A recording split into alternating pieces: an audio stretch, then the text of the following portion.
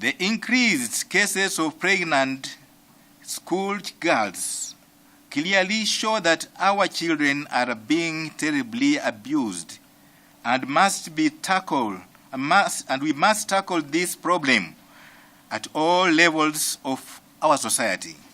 Children at this age should be guarded and guided to focus on learning and getting the necessary education as per their talent and gifts so they can shape their future.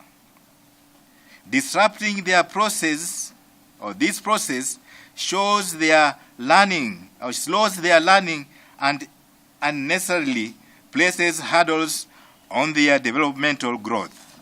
The abusers of children, irrespective of who they are, must face the full force of the law. It is a moment we want to emphasize the importance of responsible parenting while at the same time avoiding any short-term unethical solutions such as use of contraceptives.